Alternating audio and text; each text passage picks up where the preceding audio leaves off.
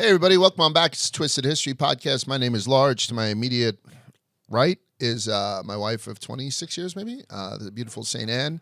To her immediate right is the equally beautiful Jeff Hibbert. You know him as Vibs. And behind the ones and twos is the most beautiful John Kelly. He's going to be holding it down, making us look good. Twisted History is sponsored by BetterHelp. Let's talk numbers. Traditional in-person therapy can cost anywhere from $100 to $250 per session, which adds up fast. But with BetterHelp Online Therapy, you can save on average up to 50% per session. With BetterHelp, you pay a flat fee for weekly sessions, saving you big on cost and time. Therapy should be accessible, not like a luxury. With online therapy, you get quality care at a price that makes sense and can help you with anything from anxiety to everyday stress. Your mental health is worth it, and now it's within reach. And if you don't think that you need any kind of therapy and you're a parent, maybe think about it for your kids. Sometimes they need somebody to talk to, and BetterHelp is one of the best ways that you can just try it out if you'd like in an affordable, professional manner. So give that a thought. With over 30,000 therapists, BetterHelp is the world's largest online therapy platform, having served over 5 million people globally, and it's convenient. You can join a session with the click of a button, helping you fit therapy into your busy life. Your well-being is worth it. Visit BetterHelp.com/twisted today and get 10% off your first month. That's BetterHelp, HELP.com/twisted. Thanks, BetterHelp, for your continued support. Hey, everybody, welcome on back. It's the whole gang is here. I'm going to start off with DMs as I usually do. We got one from a young lady named Abby. Hey, Large, St. Anne, John, and Vibs. My husband and I are on vacation in Japan, and your episode was part of our pre-trip education. That makes me happy. Love that. Yeah, we spent the day shopping at Kappabashi Street when I started to notice all these cute frog-like characters. I then made the connection. Kappabashi, and I immediately researched it to confirm that the two are related. So Jeff is actually wearing a Japanese T-shirt right now with Kaneki Neko and a popular koi fish symbolism, but Kappa was one of the ones that we went over in one of the Twisted Histories of Japan. You know, I'm fascinated with those guys. So I'll give you a quick refresher on what Abby's talking about before I get to the rest of her DM. Some Japanese believe that your soul exists inside a small magical orb called a Shirokodama. Nailed that one, which resides right up your ass, right inside of your anus. And if you look at the word Shirokodama, Shiri translate roughly to anus, and Kodama means small ball, or sometimes it's a small jewel. So it's a small jewel or a small ball that contains your soul, and it's lodged up your ass. And some believe there's a frog-like monster in Japan called the Kappa who thrives on reaching up unsuspecting victims' asses while they're swimming and then removing their soul from their assholes. Kappa inhabit ponds and rivers of Japan, and outside of their giant frog-like appearance, they also have a bowl-shaped indent on the top of their heads called a dish. Kind of looks like a crown. This big dish retains water, and if the dish is damaged or its liquid is lost, either through like spilling or just drying up, the Kappa is severely weakened. So I wanted to tell you that. A Kappa is a popular symbol in Japan, and it basically looks like a giant frogman with a dent on his head. Like a Friar Tuck haircut type thing. That's exactly it. And we've seen a bunch of the cartoons that they make of Kappa. Sometimes they look kind of adorable. Sometimes they look scary as fuck. Sometimes they're reaching into a man's ass. Sometimes they're frolicking in the surf, right? So they're all over the place. So back to Abby. They are much more tame and cute versions of Kappa throughout the street. We saw this little golden statue at a cash register and asked an employee where we could find anything Kappa related. They were so impressed. We knew about the tradition and thought our interest and search was very funny. A few blocks later, we found the full-size statue. The excitement in my face says it all. We gave him a few $100 and went along with our day. For what it's worth, I think you'd love Japan. Better yet, how about a Tokyo edition of the newest and hottest podcast in the land of You Gotta Try This? Me going over and eating my way through Japan. I'd love to do it if I can get the funding. Cheers, Abby. And then Abby puts in a picture. Abby's a beautiful young lady. Beautiful. She's got perfect teeth. Yeah, right away. But she made sure she put that the wedding ring is in the picture saying, stay away, Vibs. Yeah. You know what I'm saying? Smart. Yeah. Otherwise, he could be a predator. So thank you so much for sending that in, Abby. I appreciate that. I love that they gave him a little skirt. Yeah, they gave him a little. Yeah. So you didn't get to see his frog dick. We're talking about the Kappa, so you won't be able to see the picture, obviously, but Abby had sent the picture of her standing in front of this golden statue of this frogman, and they put him in a little bit of a toga, holding a koi fish and I think a spear, right? Maybe a like trident it, if you could zoom up. I don't know. It's kind of cut off. And he's got like the crown where you see the indent and the whole deal, so it's a real thing. We don't lie about that shit here, and Abby is just proving the point that we always try to make. We're not here to make you more smart. We're here to make it more interesting. Is that fair to say? More fun. More fun. More interesting. More fun. I would love if one thing from this podcast somebody mentions while they're sitting at a bar. Yeah, I think because we do repeat stuff for different contexts. Yeah. It comes up again, and I think that the more you hear it, it's like school. The repetition, yeah. The repetition does help you like remember it. Like I said, I hear your voice in my head when I read Masturbate. I'm sorry. historical I was going things. down the wrong lane. Like historical things about World War II. Something comes up, I'm like, oh, did we talk about this? And I always kind of look back and I'm like, yep, we did. I love when I'm thinking, and I did it a couple of times for this episode, when I look back on something and I'm like, oh, man, I really covered that and I forgot it. So there isn't a test after each episode. So we do try to get repetitive on certain days, which I think just kind of hammers it home and helps people have a better time when they're in Japan. I think like when we get challenged. Yeah, I think the one thing I've taken away is just Milton Berle has a massive hog. Oh, We've huge talked dick. about that. So does Sometimes. James Woods. Yeah. James Woods, yeah. So does John Hamm. Very, very apropos last name. Right. And Joe DiMaggio. We've spoken about big dicks throughout history. Have you seen the James Woods like interview that's been going around on Instagram talking about 9/11? 9/11? Oh, yeah, where he's I like, remember. "Hey, I think these like terrorists are trying to conduct something. They're like practicing." He saw something. He said something. They did nothing. And then he went to the didn't know FBI. Yeah. I was blown away. I'd never heard about it. I didn't realize that James was that far right. Like, he's as right-wing conservative as can be. I think he gets, like, shadow banned on social media because he does do a lot. He's up there with, Family like... Guy always used to poke fun at him. I mean, many, but he was a recurring. In Family Guy, yeah, absolutely. I didn't know what's his like main thing he's known for. James I don't- Woods? I'm not a No, big like, James remember when he was in Casino? He was Sharon Stone's junkie boyfriend that he was stealing from Robert De Niro. Do you remember that scummy guy? Do you remember Kinda. Casino at all? I don't know, and I've only seen Casino once. Casino and Goodfellas. Really? Yeah, He's I know been around they're for a while. classics. Like his first, I think one of his major breakout roles was Once Upon a Time in America. Was that what it was? Yeah, that was the old... that was another mobster movie. I just know him because Family Guy made fun of him so much. What a good pull, Annie, by the way. Once Upon a Time in America was a great fucking movie. It was, Yeah. you love So he was in Casino Once Upon a Time. He was in White House Down. He was in right. He was in Scary Movie 2 for those who celebrate. So he's got a bunch of stuff. Let's see what else he has. I'm missing something big. Too Big to Fail was one of the ones that he was in too. But if we go back a little bit deeper, does a lot of voiceover work. Hercules. Hercules, yep. Does some Justice League stuff. Where's the? I don't know. Vampires. Before was in you move on to Nixon. your next topic, I have to address something. Oh, please go ahead now. So we got called out by somebody, a guy named Matt. I will not give his last name. Okay. And he DM'd us saying that we made him look like a fool.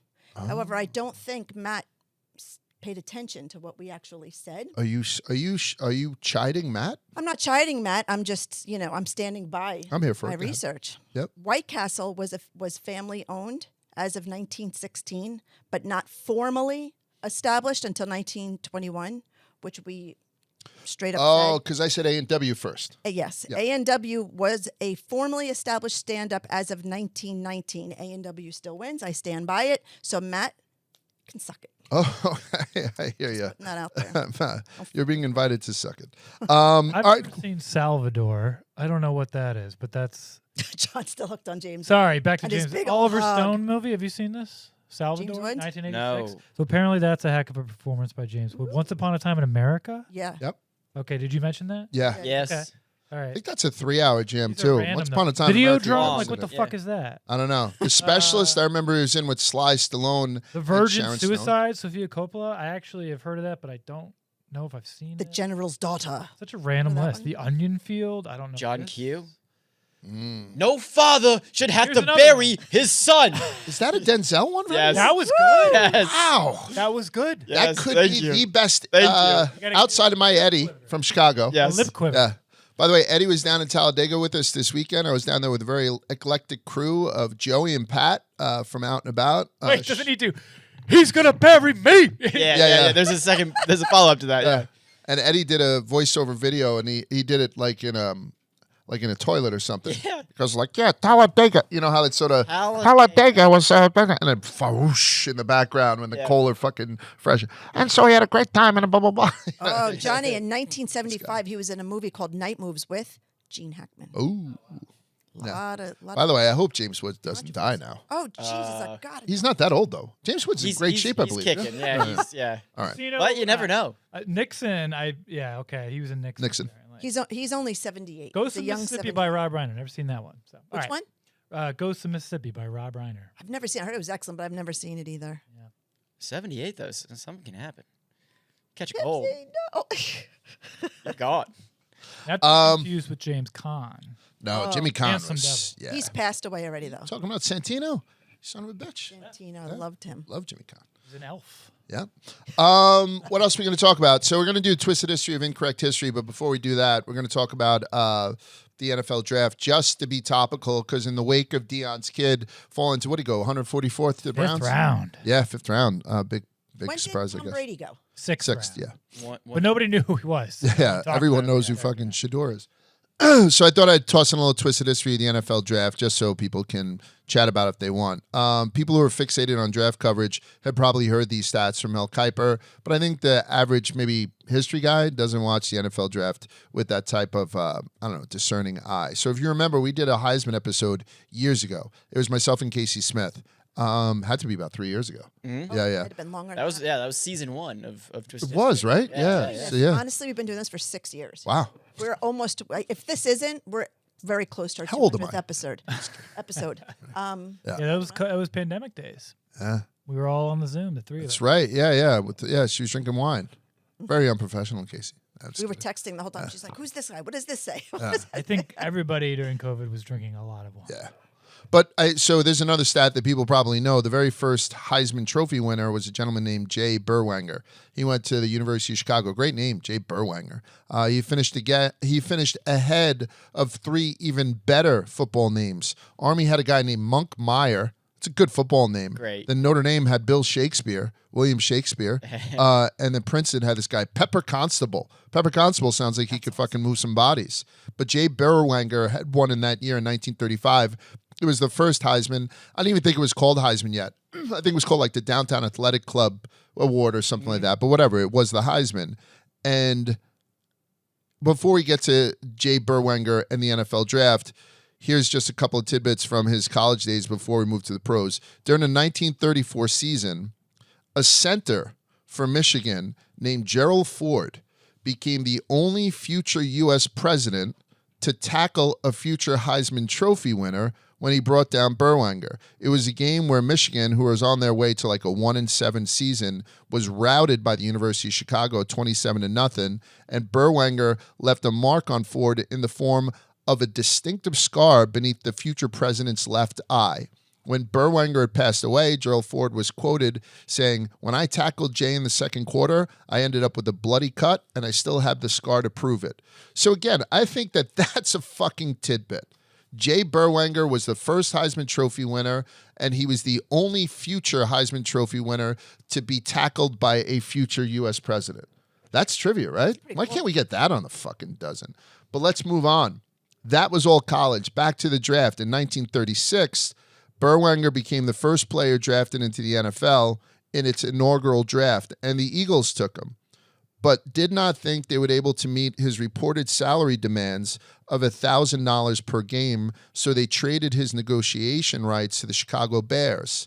But then Berwanger chose not to sign with the Bears to preserve his amateur status so he could compete for a spot in the U.S. team for the 1936 Olympic Games in the decathlon.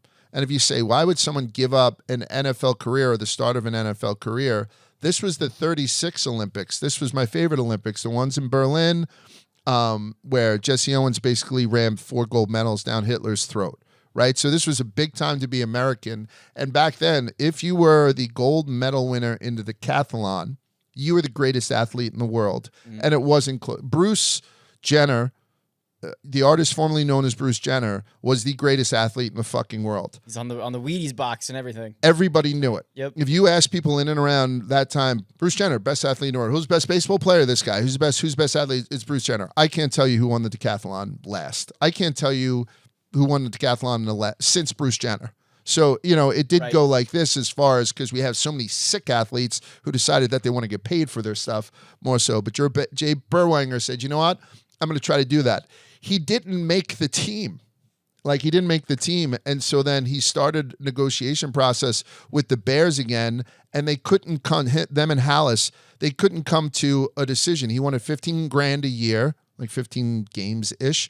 They said 13.5. So he was like, nah, I'm good. I'm not going to go to the NFL. So the first Heisman Trophy winner became the first pick in the first NFL draft, and he never played a down in the pros.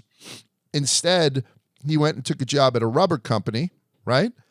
And even though he never played in the NFL, after he failed to get into the Olympics, he still wanted to do something athletic, so he started playing rugby competitively for a team in Chicago that went 19-0 and won whatever their version of the championship was, beating a team from New York, which coincidentally had the second Heisman Trophy winner, Larry Kelly from Yale.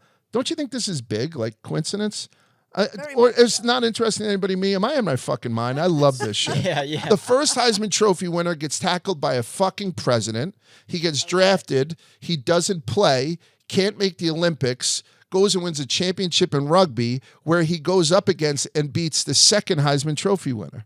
I think that's cool. I love that these guys are like rugby. This is going to be the sport of the future. It's going to take off. Boy, were they wrong. And this dude, Larry Kelly from Yale, does not sound like a Heisman Trophy winner. Larry Kelly from Yale sounds like someone that maybe Francis goes skiing with. An accountant somewhere. Yeah, something like that. But I'm going to tell you about Larry Kelly because I have a little bit of time. So he was the second Heisman Trophy winner. He sold his Heisman at auction in 1999 for $328,000. I remember this. To the owner of the Stadium Museum Restaurant and Bar in Garrison, New York, which had a shitload of other really good memorabilia. They had Paul Hornung's 1956 Heisman. They had Mickey Mantle's Triple Crown Award. They had Honus Wagner signatures. They had big-time stuff that they paid big for, and it was in the restaurant. The restaurant is closed down in 2017, so I have no fucking idea where Larry Kelly's Heisman is right now, but he sold it for $320,000. He was an older guy. He had a stroke. He was in his 80s, so he wanted to get some money to give to his nieces and nephews. I don't remember it happening. I remember Right. talking about this when we spoke about Heisman. And the second thing I want you to remember about Larry Kelly is that he may be the second guy to win the Heisman, but he was the first Heisman Trophy winner to kill himself. He had the stroke, and then he wasn't doing that well. He sold the Heisman, and then he killed himself. So he was the first Heisman Trophy winner to commit suicide, but he's not the only one, because you may remember in 2016, Rashaan Salam. You remember the name Rashaan Salam? He came from University of Colorado, and then he wound up shooting himself in the head also in 2016. So Larry Kelly was 83, just had a stroke. Salam was in his early 40s, and his death was chalked up to depression, some drug use, and possibly CTE, but his family did not consent to any neuropathological studies to see, what was going on inside of his brain. And they may have revealed a lot of stuff about chronic head trauma and all that stuff. I don't blame the family. I don't really give a fuck, to be honest with you.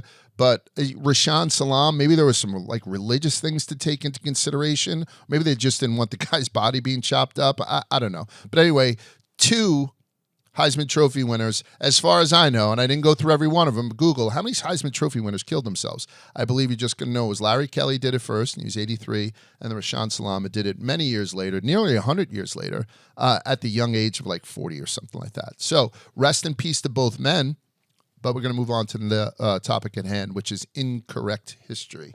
Do you remember Rashaan Salam? You don't remember that name? I feel like the name stands out just because it's a distinct name. Yeah. I don't. I just Googled him. I don't remember him as a player at all. Okay. I remember. But I don't know. I haven't followed college football that finite closely. amount of time that Colorado was good. Yes. Yeah. Yeah, Colorado, Nebraska Cordell was Stewart, huge. Was those years, Cordell. right? I don't know if it was the same as Cordell. Right before, right after. Yeah. I remember when I graduated college, we played. Oh, sorry. It came up again because they were retiring the Colorado numbers for Travis Hunter and Sanders. Oh, okay. So a few of those guys, because none of their name or numbers were retired from the championship team, which I think was 1990.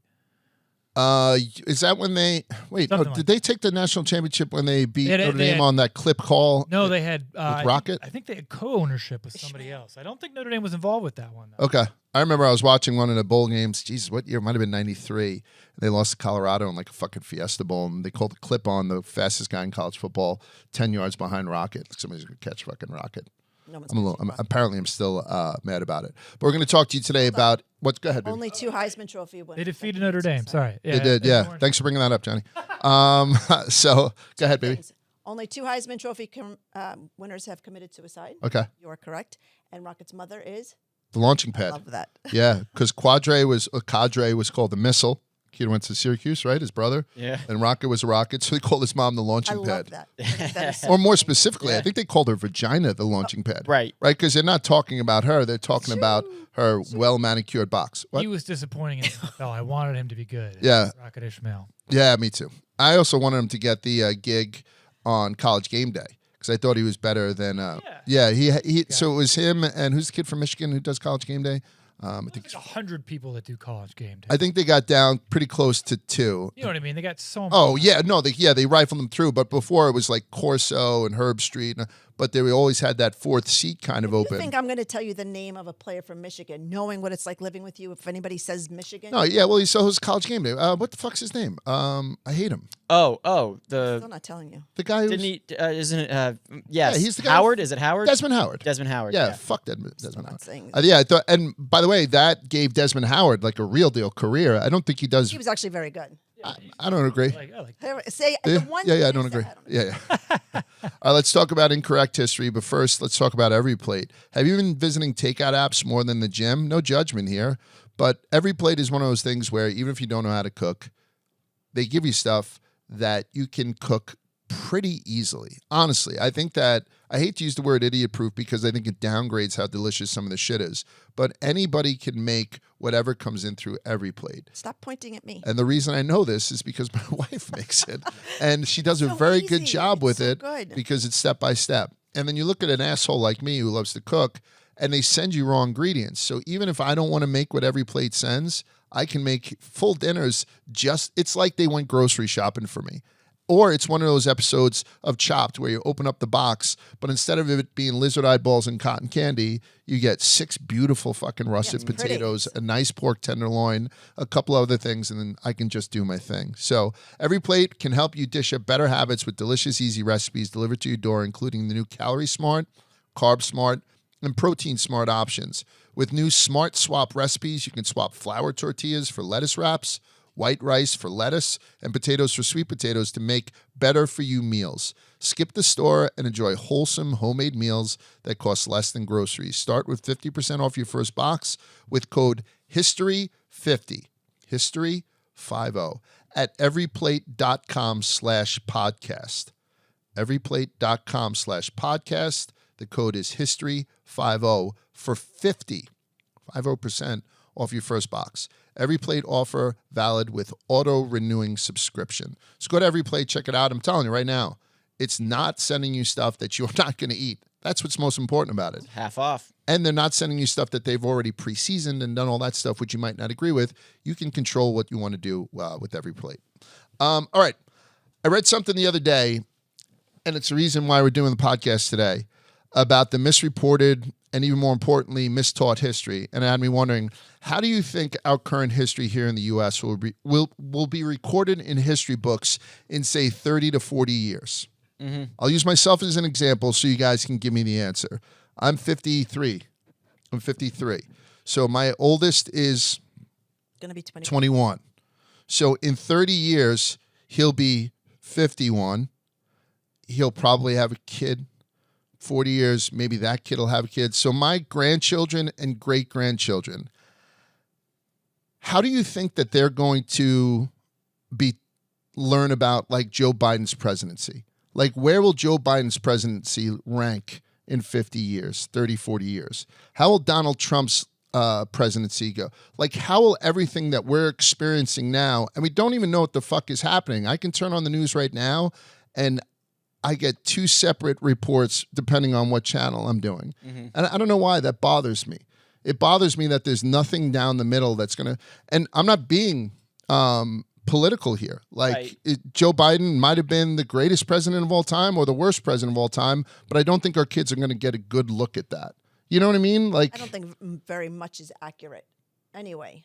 I think it's all opinion. So specifics, I don't think people really look at. I think it's a matter of opinion. But I think I look at Calvin Coolidge and I know what he did. Like I do. I think I know the average guy who's going to, like, you do a different type of dive into it. I think for somebody who's going to do a deep dive like you would, or I would, or Vibsy or John would, it's different than how it's going to reflect. I think I don't know. I'd say historians though would be able to be hopefully unbiased as think? opposed to a would journalist who's like trying to get clicks on an article. You know what I mean?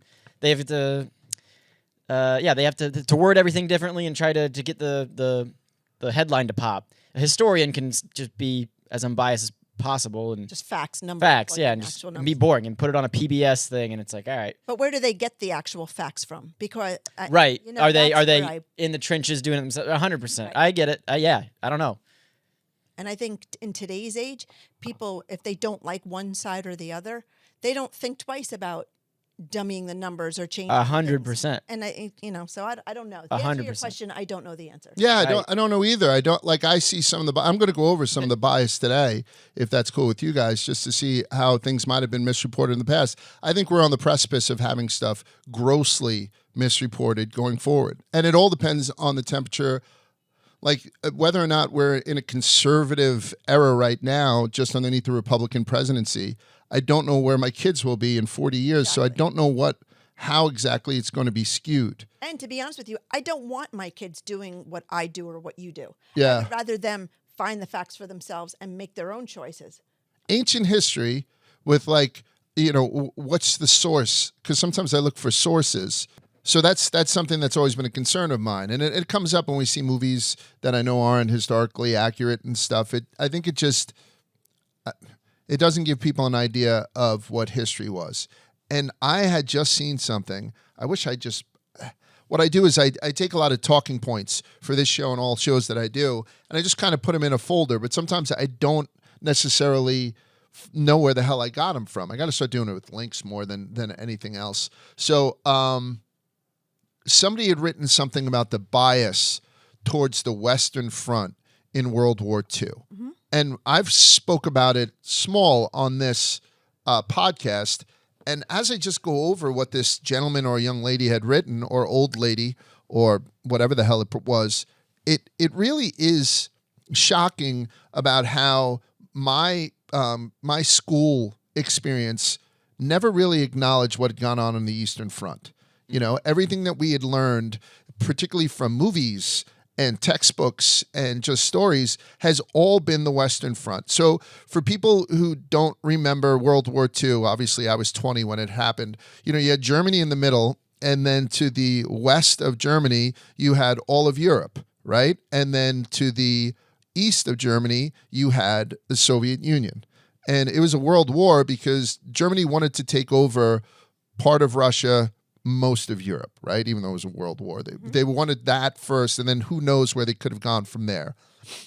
The United States, when we got involved, we fought on the Western Front. And so that's why naturally you would get to hear more about the stories from there. But the Eastern Front was fucking massive compared to what had happened in the West.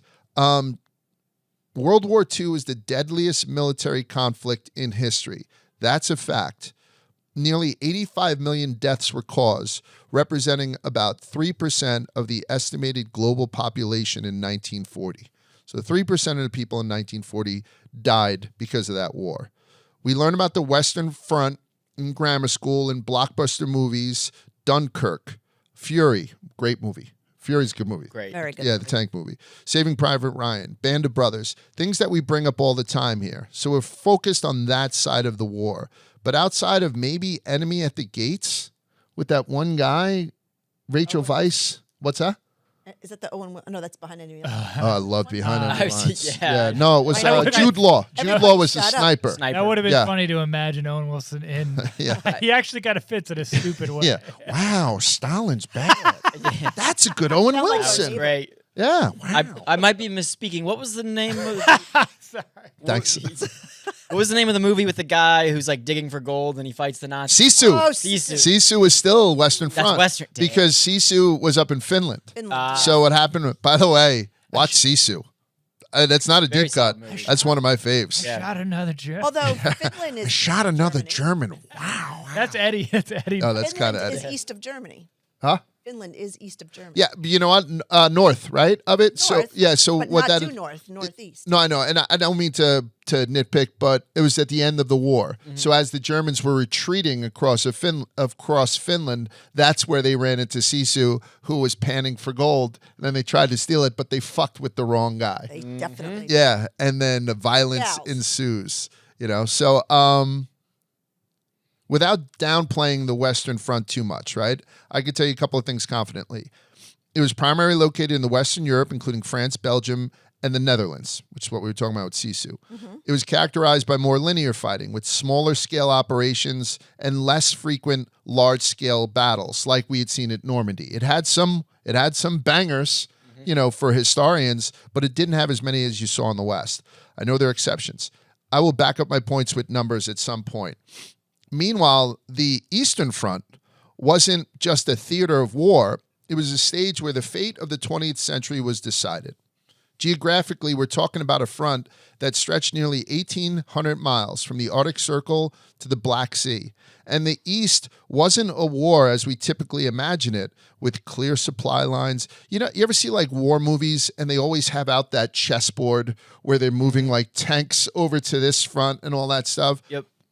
The Eastern Front was absolute madness, more so than just like collections of battles. It was almost like collections of possible genocides. And the one that leaps to mind was that 900-day siege on Leningrad, which we had talked about ad nauseum here, where the cats came in and solved all the stuff with the rest. They got bombed with heavy artillery for 900 days. And Hitler had said, I don't want to see anybody left standing there.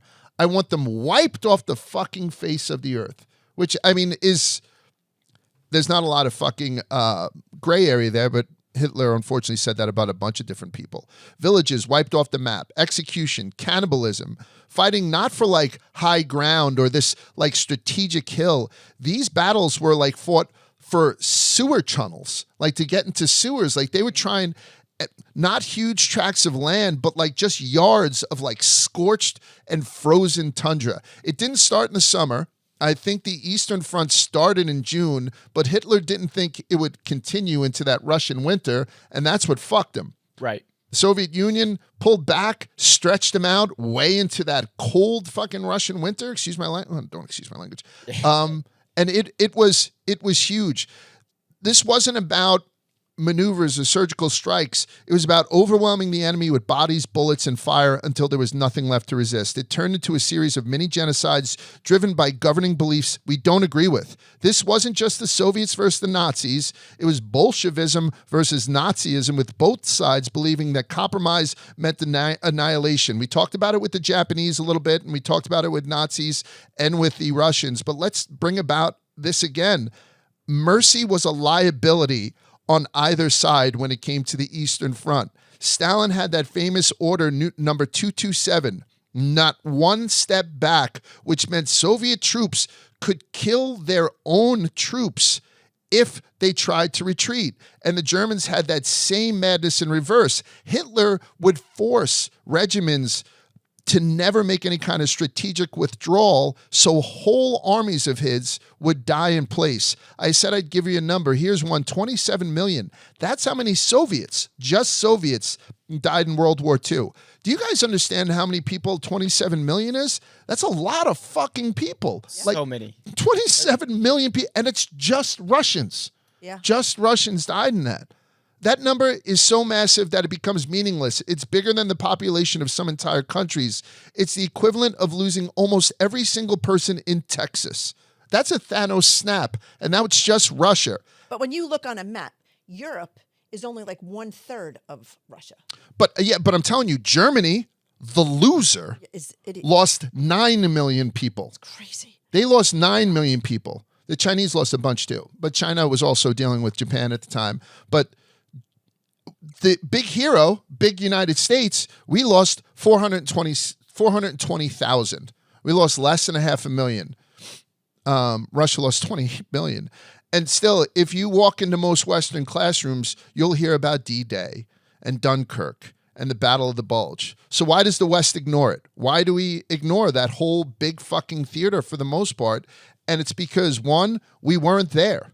Like, you know, when we sent the Band of Brothers in, we didn't send them in to fight with Stalin. We sent them in to fight with the French. We sent them in to fight with the Europeans. So we don't have a personal story, but we knew what was going on. So I don't know if it's just U.S. history not seeing beyond its own nose. I don't know if U.S. history is being myopic. Listen, don't misconstrue what I'm saying. The Americans and the British and the other European troops fought bravely, and they paid dearly, right? Everything that happened there was extremely noble. Normandy, by comparison, though, was a fucking knife fight compared to the planetary collision that was going on the other side of Germany. And then after the war, we had the Cold War pop up right away.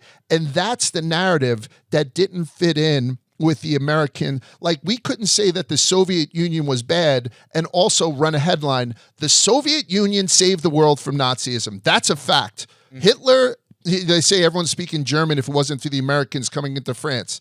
The whole fucking world is different if the Soviets didn't win World War II for us. So if you're going to remember something about this podcast, Rashaan Salam was the second Heisman Trophy winner at Kiln. So no, I'm saying, like, we have to give them their props. But well, yeah, this has become a hot button issue just because of today.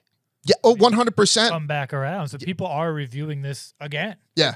You like can't 1945 to today, the Cold War. Yeah. It's literally never ended. You can't tell a clean story about the good guys and the bad guys when the good guy in question, the ally, Russia, who were scumbags and may still be scumbags. I'm not saying, but historical scumbags. They were executing political prisoners, deporting ethnic groups, all while they were fighting the Nazis. They were doing very bad shit. Well, you know, the Gulag, you ever heard of it? It's fucking terrible. Right. So you can't celebrate the Red Army without reckoning with the fact that they used the Gulag to fucking kill people. You know, they're putting people in prison and executing them at record-breaking numbers. Russia and Germany had an agreement before the war that they wouldn't go at each other, and then Hitler he broke it. Yeah, exactly. Yeah. That's exactly it. They went from, If Hitler doesn't do that, things are going to be different. And I think everybody in this room... fucking art.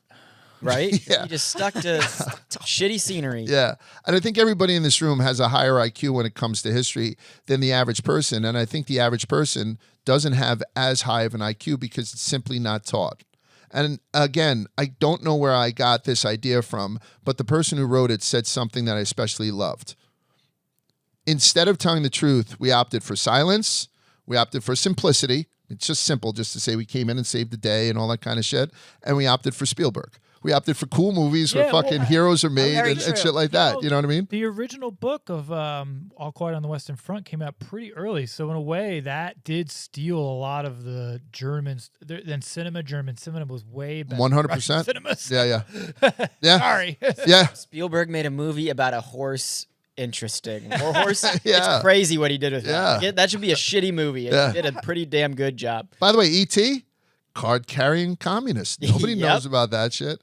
Okay. I said before I got this idea, right? So the whole Spielberg thing does ring true with me. But here's the brutal truth for everybody we'll sum up. The Nazis were broken in the East. They weren't broken in the West. 8 out of 10 German soldiers who died in the war died fighting the Soviets. Berlin wasn't liberated by Americans on tanks. It was burned into submission by Soviet artillery. That's just the way it was. The Eastern Front is why Hitler lost, and the fact that we barely taught it might be one of the greatest acts of historical omission in the modern era as far as I'm concerned. So that's kind of what we're going to go into here. Like stuff where we just kind of take for granted from our childhood, from our school days, and what we had learned on movies that are simply just not true. So that's why we're doing the Twisted History of Incorrect History. Makes sense, right? Definitely Let's move on. Let's correct myself. Go. So Europe is like half the land size of Russia. Uh-huh. But which was I was only talking about like the land size. I know that Europe has like 5 times more people than Russia. Oh yeah, no, I mean, yeah, I think Been there, it's- yeah. but I just have to make it's sure- like Canada. Yeah, Like you ever see the band of populations in Canada, All along the border, and then there's nothing. So it's the same thing because you can't live out in fucking Right, Siberia. exactly. No, I Okay. I just wanted to make sure you. Yeah. You didn't think I. I'll keep this quick too. It comes back again with the whole Greenland thing. You do realize, and they've talked about it with Yeah. the ice caps melting, how Russia might be able to access Mm-hmm. what they previously couldn't, which is all frozen. Right. And Right. that leads to the whole like Crimea thing, which is the only way they can get to the water. So it's a weird country. Like it's just totally landlocked unless it changes. And very few people know correctly what these places are. Yes. Right? Do we have Liechtenstein as one of the answers the other day on the dozen? that sounds about right. We did. We brought it up. Somebody else got it. The Chicago guys yes, got it. yes. But remember when I did the podcast saying Liechtenstein was a G spot of Europe? What? Liechtenstein, sorry. But I just was pointing it out. You know, like I did the whole floppy dick thing for Netherlands and stuff. But whatever. So that kills me. Let's keep it moving with some other historical inaccuracies. But first, SimpliSafe. With longer daylight hours, you may be spending more time away from the house and giving burglars more opportunities to strike. FBI crime data shows break-ins are more likely during daylight hours than under the cloak of night. I did not know that. More people get broke into while they're at work than they do because we're always prepared at the end of the night. Let's just sleep with the guns and stuff. It's when you're not home. Batman. Don't get me started on the nighttime that everybody goes to sleep Yeah. at the same time. Protect your home with SimpliSafe's proactive security that helps stops threats before they happen. And listen, they ask for a personal endorsement every time. I gotta say, I would have never got to see my wife get fucking attacked by a German Shepherd if it wasn't for SimpliSafe. Got the scars. Blue to cheese prove. got the puncture marks in the side. I heard Annie, Lodi, trying to get the hell away from it, like the White Walkers were chasing her. So, and it's all because of SimpliSafe. How did you put a finger up the I shepherd's punched butt? it. You I punched him? punched it. I felt so bad. Oh man! Supposed to And put then his I had finger it up its killed. ass. Yeah. I still just saw a video of that, and that was. He keeps saying I had it killed. Yeah. With SimpliSafe, millions of Americans enjoy the new standard in home security and greater peace of mind every time they arm their system when heading out in the morning or when locking up each night. Traditional security systems only take action after someone has already broken in. That's too late. SimpliSafe's Active Guard outdoor protection can help prevent break-ins before they happen. AI-powered cameras backed by live professional monitoring agents monitor your property and detect suspicious activity. So if someone's lurking around or acting suspiciously, those agents see and talk to them in real time, activate spotlights, and then even contact the police all before they have a chance to get inside your home. Visit SimpliSafe.com/twisted to claim 50% off a new system with a professional monitoring plan and get your first month free. That's SimpliSafe.com/twisted. SIMPLI safe.com/twisted. And there's no safe like SimpliSafe. I think at this point, if you're going to go get a home security system and you're not calling SimpliSafe, you're a moron. They're so easy to use, Yeah. too. Stop listening to this They're so podcast. nice. You're too dumb. The idea that we learn from history is something that I tout to a lot. You know, the old adage, those who cannot remember the past are condemned to repeat it. I'm starting to not believe that anymore. I'm starting to believe that the more I'm learning about this and the more that I kind of think about history from, is this meta? What I'm starting to think? Like I'm starting to think. I'm loving where you're going. What are you talking Jeff, so let me ask you something, Jeff, John, and Annie. Those who don't learn history are doomed to repeat it. Then how come we had 2 fucking world wars? One right after the other. And how come we're consistently putting ourselves in situations that almost identically resemble, go back wherever. Societies fall just like Rome all the fucking time. I know why. And everyone is fully aware of why Rome fell. Everyone's fully aware of the fact that there are crazy dictators out there that want to rule the world and then you have to go to war with them. Nobody learns, and those dictators don't learn from Hitler's mistakes. Like, you know what I mean? Like, I think that every generation sees what's happened in World War II or something that they don't agree about in history, and they say, but we're better. We're smarter. We have better technology. Exactly what it is, narcissism. And they fall prey. Every fucking place turns into Rome at some point, and we all just sit there and fucking fiddle the whole time. I'm trying not to sing Michael Jackson's Human Nature right now. Oh, my God. Why? Tell me that this human nature. Why? Yeah. Oh. Yeah. But So yeah, my- I think it's just, we're people, and it's going to happen no matter what. Yeah, even if I we think even so. if we know what it is. Like you, Narcissism. They think that, well, I can do better. It's not going to happen to me. I can do something but it's just like better. that whole thing. You put your hand in some sort of, hole at a fair, and somebody hits you with a hammer, and the next person comes in and puts their hand in just when they watch you because I don't know, Their you're different. reflexes are- mine Yeah. are- I don't know. reflexes are Yeah. faster. Yeah. So my point is that we're facing an insurmountable mountain. We don't know what history and what news is real and what's fake, and I don't think that we have the lack of ego to process it to prevent it from happening again. So I'm starting to not believe what I said. Facts themselves. Yeah, and it's tough to do. I don't know if it ever was that way, though. I think Okay. there's this. I agree with that's John. a way to look at it, kind of with what do they say, glowing eyes or whatever. Rose-colored glasses. To say like Nice. that's a very old guy thing to say. I know. Say, like we used to have the news right. Like I don't know if that's true. I agree with you. I don't think we used to have the news right. I don't think so. But we didn't have that many options. No, but you trusted. Meaning, Yeah. it is true that Yeah. it used to be you trusted Walter Cronkite. Pride. Yeah. They took And pride there in their was, stuff. well, there was a more collective consensus that this was true. Well, and a certain degree. the news cycle wasn't like you had to get it out immediately or it's Now gonna- it's just like, you waited. Well, it's Right. kind of like that despicable show, I Can't Stand the View. Okay. When Barbara Walters was on, no matter what everybody's opinion was, there was some degree of, ethics that came involved. Now it's just like when Sonny Hostin just said, "Oh, guys at Barstool rape people." Remember that one? Yeah. Like there's no integrity, and I think that's not. I think that's what's missing. You talk And our rush to be the first to report stuff has made people desperate and Yeah. lose any kind of journalistic integrity. If we get something wrong on this podcast, it's because I'm sorry about that, sweetheart. If we get something wrong on this podcast, it just knocked over a water bottle. It's because we're morons. So give us that type of quarter when no one's doing it to try and I don't know. Sometimes I do it to sensationalize. Push their agenda or Yeah, but I'm not pushing an agenda. Yeah. But John, my Entertainment point is is that you were a Daily News or a Post guy in New York City. New York Times, Wall Street Journal. Those are the four that you read. Daily News, you know what I mean? Some people read Newsday. We'll throw that in there. It's 5 places that you can do it. Right now, if you're a pansexual Marxist who is extremely pro-life and is a vegan, right here. there is a news channel somewhere on social media that aligns with you and will only report stuff from the opinions of pansexual Marxist pro-life vegans. You know what I mean? And that's a tab on Pornhub. Like, you know what I mean? Like, it's like Pornhub. If you used to love watching people, I don't know, get thumbed, right? Yes. While, listening to Sinatra, you didn't have a lot of options. I can get that up right now. I can get a lot up right now when I see that shit. You know what I mean? Like, I don't know. Shout Is out too much information a bad thing? Just listen to us. We got it all settled up. You know what I mean? Is that we're fair? on the Eastern Front. I don't know where I went from Eastern Front to pansexual. Oh, they were thumbing each other on the Oh, they were. All's quiet except for that one tent. Yeah, The yeah. thumb tent. Yeah. I think you hit the nail on the head. Okay. That's the difference. Okay. News is one thing, entertainment is another. Yeah. Yeah. Where you go for your knowledge and to be educated, you shouldn't just go to one place. Right.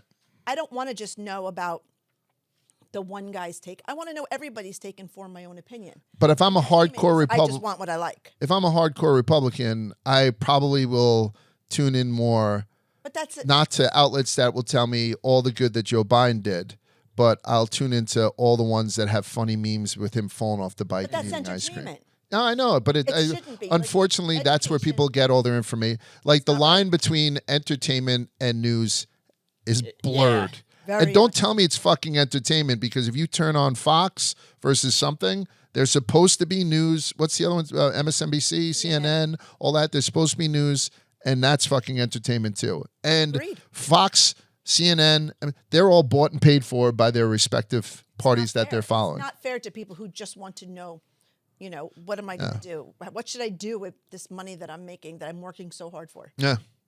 And even after all that news shit, can we be sure history that we're trying to learn is even accurate? Here are some examples that simply are not. And we'll talk about where people, to Annie's point, get a lot of their information. And that's from entertainment, like blockbuster movies. I ranted about how terrible Napoleon was from a historical perspective. Well, I spoke about that ad nauseum, all the shit that was wrong with it.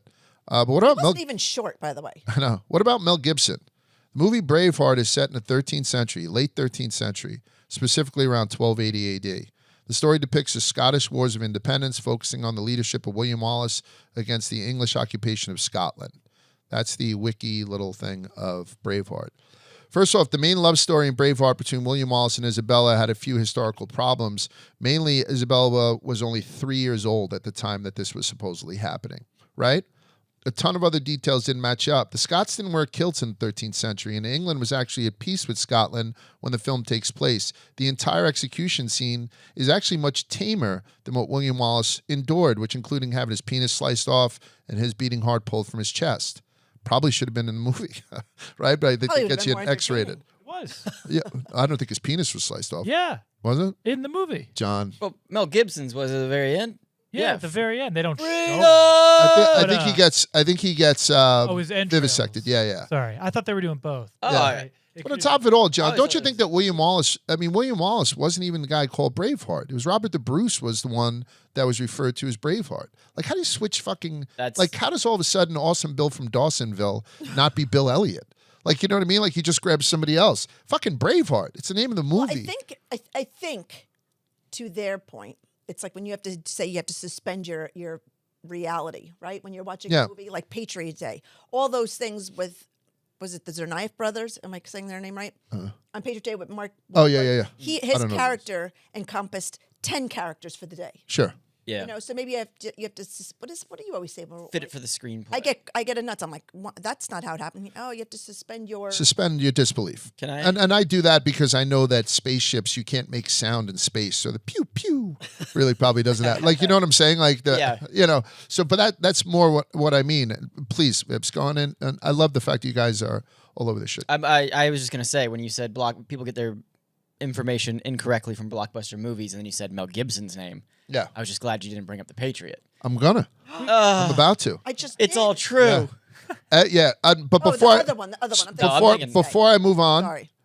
Ewan J. Innes, a Scottish historian, even said that the film hasn't an iota of fact in it. I'd like to think he said it in a really thick Scottish. Has an iota of fact in it? I don't know how to do a good Scottish one. Give me one. Scottish? At least let me comb me hair. It's so wild and bushy. Yeah. Oh, that's. That's all I got. But Yeah. anyway, what's he say?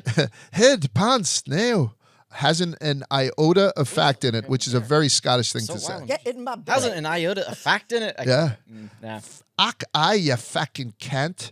It's considered one of the most inaccurate historical films ever made. And the scene in the movie depicting the iconic battle of Stirling Bridge. So that battle at the end was not a recreation, but it was the Battle of Stirling Bridge. It didn't have the fucking bridge in it. Like, if you look at the Braveheart thing, and then you look at the Battle of Stirling Bridge as a pencil drawing from somebody who was there, do you see a fucking bridge in Braveheart? No, You certainly did not. I'd say You the know what I bridge mean? is an important part of that. That's all bridge. Yeah, I would think so. Like 9/11, but if they just drove the planes into a fucking, I don't know, Walmart, doesn't have the gravitas Right. about what had fucking happened. That hits home for us.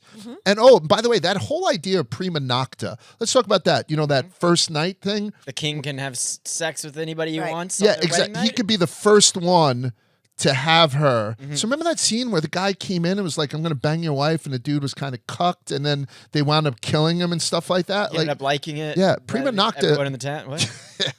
So the rite of the first night, it's widely considered a myth by historians. I don't think that shit ever happened.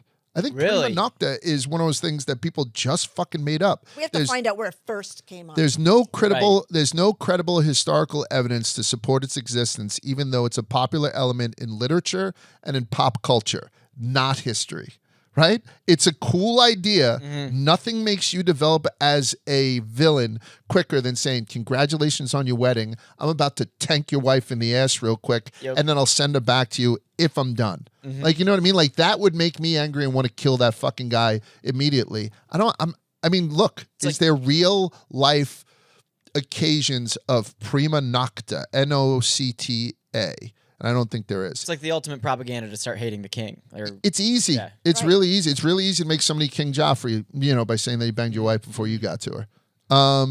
And then we'll look over at The Patriot. Mel Gibson's character, Benjamin Martin, was based on the Swamp Fox, Francis Marion. Like, this guy was known... Stop. What? Swamp Fox and Marion all in one. Yeah. So this guy was known for his different tactics about fighting through the swamps and okay, shit. all right. I was about to take my headphones out and just not listen to this because I want it to be real in my. I want him to be I want it all to be true. He killed someone with an American flag and they won the Revolutionary War. I like this. I had to excuse myself during the scene You- where he was like, aim big. No, aim little. Aim small, Aim small, aim miss small, miss small. small. Aim small, miss small. John, I got so fucking juiced up. I was like, this guy. Then when he took out the fucking tomahawks, he was. I'm telling you, I almost threw up in the theater. I got so because they just killed his kid. Yeah, The fucking kid who made the little. Heath Ledger, right? The little, no, Heath Ledger's later. The other kid. Yes, the Yeah. boy, the Great small movie. boy. So, but listen, we could talk about this as you don't remember this movie. No, I was trying to think if it was Elijah Wood. Is Elijah Wood? No, Elijah. It was somebody was that who. kid from Four Brothers? No, Garrett I'll Hedlund. find out. Nah. By the way, the first time Prima Nocta was ever mentioned in history, Gilgamesh. Gilgamesh. Fucking Gilgamesh. So if you please watch Braveheart, enjoy Braveheart. Please watch The Patriot and enjoy Patriot. But just know that Mel Gibson's guy who is so good with his daughters and all that kind of stuff, you know, he married his cousin, he hunted Native Americans for sports, and he used to rape his female slaves. That's what he did. Right? You know what I mean? All right. Yeah, so I mean that's sort of, you know, burying the lead there a little bit. So I'm going to do a couple more, then we'll go into more historical I type think the shit. kid's name was Trevor Morgan. I believe Okay. that's the kid. Is that the kid that was killed? In the Maybe, yeah. It seems like a cute little kid at the time. Also, the bad guy in the Patriot. No, that's one of the kids that had to aim small. Okay. Yeah, he's like the older one. Yeah. What else? Gladiator. Gladiator won the Oscar for Best Picture, but the historical depictions in the movie were so problematic that one of the historians hired to consult on the film's history left because the script was so wrong. And another historian that they brought in to help with the thing asked, please don't put me in the credits. Yeah, it would probably ruin his career. Yeah. Among the many historical problems, Roman Emperor Marcus Aurelius was not killed by his son, Commodus, played by Joaquin Phoenix. He actually died of chickenpox, which is way less dramatic. I get it. It's tough to do that. And then Commodus came off as this incestuous creep when history portrays him as a pretty well like leader. He wasn't murdered in the arena. I mean, he wasn't murdered by Russell Crowe. Do you know how he was murdered? No. I was just going to say, we've talked about the weird emperors, though. I wonder if our guy Ridley made a composite character where he was like, I'm going to take Nero and put him in that because that's weird. Yeah, so he decided to throw Joaquin crushed it. Yeah, and he made it. Took a little bit of Caligula, mixed it with remember the little fish he was eating at, what was that, Tiberius? Yeah. The guy Tiberius who had the little fishes. I thought Nero was the little fishes guy. No, Nero's fiddle while it burned. Caligula was the guy who made his horse a senator. Yep. Right? Yeah, and then those guys, I'm sure he read up on. Tiberius had that island. Yes. Well, Tiberius is your favorite. I love Tiberius. Yeah. Well, you said Joaquin Phoenix. May I? And your wife moaned like a whore as we ravaged her again and again. Yeah, there it is. That's another one. Yeah. So how many things do we have so far? We have Joaquin Phoenix. What did I nail? Eddie, Owen Wilson. I did Eddie and Owen Wilson, and you nailed fucking Denzel. Denzel, baby. Denzel was the toughest. All we're right. rating the Mel person. Gibson Scottish accent. My man. No, that was Groundskeeper Willie. That was Groundskeeper Willie. Yes. I'm putting Denzel at the top for this one, which is tough for me to do. What was I saying? Oh, okay. So Commodus, who had died when Russell Crowe killed him, that's not how it had happened. On December, he was killed in his own bathtub by a professional wrestler, which I think plays. I think that kind of plays as well. On December 31st, New Year's Eve, the year 192 AD, so it was a long time ago, Commodus's concubine, her name is Marcia or Marcia, I don't know how it's pronounced, poisoned his wine, but the poison failed. So they brought in this wrestler named Narcissus, who was also Commodus's personal trainer. Because Commodus did get into the arena every now and again. So you can imagine he had guys who were helping him with the wooden swords and stuff like that training. So one of these guys was a stud guy named Narcissus. And Narcissus was hired by his political foes, Commodus's political foes, and he snuck into Commodus's bedchamber while he's partially drugged from the wine, and he strangled him out while he was in his bathtub. Put him in a headlock. Yeah, so that's how Joaquin Phoenix's character actually died. He got strangled out in a bathtub. I will say, too, if you're about to have kids and you think you're going to have a Disney princess, Pocahontas was like 10, right? She didn't have a romantic relationship with John Smith. And that cheerful ending where it seemed like the Native Americans and the English were going to get along and walk off into the sunset, I think most people know that didn't happen, right? We sort of fucked the Indians. What else? What was Caesar's last words? I thought you were asking me. I'm like, I'll rattle them off. Caesar's last words, I think most people would guess, is et tu Brutus, right? Et tu Brute, right? Brute, Et tu, yeah, Brutus, I think which he never uttered. That was just from the play Julius Caesar, which was written by William Shakespeare. That's big, no, John? I mean, et tu, Brute seems like something that's a quote from the man itself. It's from a play. And you know what else? Go ahead. Without social media, and then having things at your fingertips, teachers didn't know that back in the 80s. Yeah. Like they I gotta said be that honest. as gospel. July 20th, 1969, right? The moon landing, alleged moon landing. But like I wasn't alive for that, but I was fascinated about it as a kid. And when Neil Armstrong said that's one small step for man, one giant leap for mankind, even that didn't resonate with me because the way he had said it, one small step for man, one giant leap for mankind, it's the same thing. Right? Like man means mankind, right, and vice versa. And afterwards, Armstrong had said, I had said a man. Yeah. One small step for a man, but something in the transmission had gotten lost, or perhaps he fucked up. Nobody knows. But they always run that quote, and it does bug me. Right? You know what I mean? It would be like this one small step for Neil Armstrong, one huge step like the way for Neil Armstrong. I think it's cool. The original way was better. Yeah. What for What are you talking man? about? So they leave out the A, John. Yeah. One small step for a man. Yeah. A man. Yeah, no, One huge leap for mankind. They took away the A. Yeah. So it says that bothers me. Why? Because once for man means man. It's redundant. It means mankind. You can replace mankind with man. You could. All right. That's just something that bugs me. So there we go. We'll stay in space. We all know now that Pluto is never a planet, right? And that's not a fucking headline, but we had talked about it. My very intelligent mother just served us 9 pancakes. Mine was different. I don't remember what it was. Mercury, Venus, my very educated Earth, Mother, Mars, Jupiter, Saturn, Uranus, Neptune, Pluto.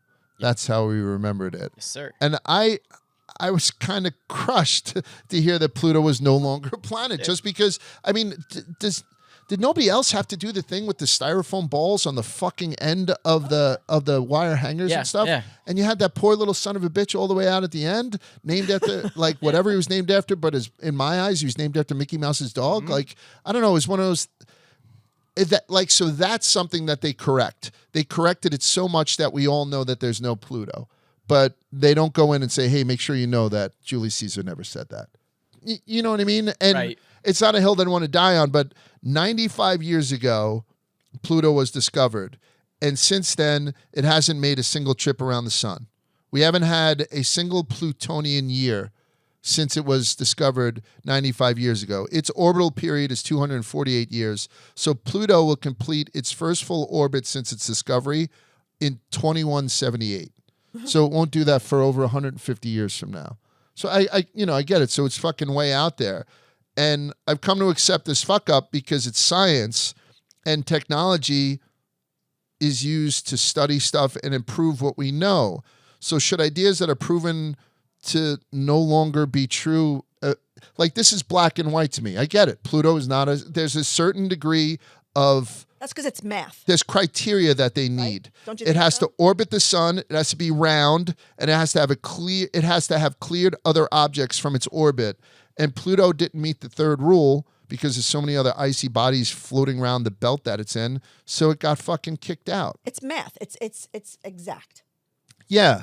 As a matter of fact, they made it so exact that there's so many other things out there by Pluto that is the same size. Pluto's smaller than our moon. It's tiny.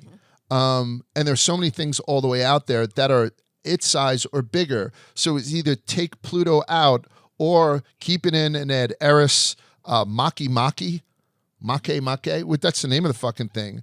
OR, Sedna, and a few others. So it's like, did you want to go from 9 to 8 or did you want to go from 9 to like 14? But it is what it is, and Pluto's no longer around. But I'm saying that type of press, that type of whatever it was that taught us there's no more Pluto, I think should also tell us that, I don't know, they didn't wear kilts in Braveheart. Like Franklin didn't invent electricity. Yeah, stuff like that. Pluto is a dwarf planet. It is also a trans-Neptunian object. Everything in 2025 wants to... Yeah. It's in this area located between Neptune and a region called the Trans-Neptunian region, which makes it a trans-Neptunian object. Trans? Right? Pluto's trans. Yep. Yeah. Heard it here. Due to its small size, some scientists say that calling Pluto a planet is like calling Bermuda a continent. Like, you know? But I thought they found they were like, oh shit, there's a billion other Plutos out there. There's a bunch. So, but I mean, not a billion. Yeah. Well, there are a billion, but I think that just going around our sun, there's a finite number, but we'd have to fucking know them all. So my very educated mother just served us 9 pancakes because we were very good boys. You know, you'd have to go on for fucking ever. But I said that it's like calling Bermuda, even with continents, like calling Bermuda a continent. What continent is Hawaii in? Like, what continent is Hawaii in? I don't know what continent Hawaii's in. Right. Like, do you know the continents? Yeah. There's 7 of them. Give them to me. You're all over the place. You want me? No. Yeah. So I can give you all the counties in rocketing Jersey. back. so we'll go by size. Asia's the biggest, then Africa, then North America, then South America, then Antarctica, then Europe, and then Australia. Which one is fucking Hawaii? North America. No, it's not. So they changed it from they changed it from fucking Australia is no longer a continent. It's called Oceania. Right, Oceania. Which has Australia, French Polynesia, Hawaii, New Zealand, New Caledonia, Papua New Guinea, Tuvalu, Vanuatu, Western New Guinea. All of these islands between mainland Asia and the Americas are technically Oceania. So but it's check this. What North fucking America. continent? Somebody Google what continent is Hawaii. I think that's It only says for, it's Hawaii that's for is like not- soccer purposes, so that they can group. Hawaii Hawaii is is- ethnically I'm gonna American. Hawaii is not part of any continent geographically, although it's politically considered part of North America. It's politically, geographically, it's considered Oceania. No, that's for soccer though. It It is. It probably is. It's so they can group them for For the world, It's for FIFA literally and stuff like it's that. the only reason they had to come up Yeah. with it. And Erica doesn't play soccer. But am I crazy that has anyone?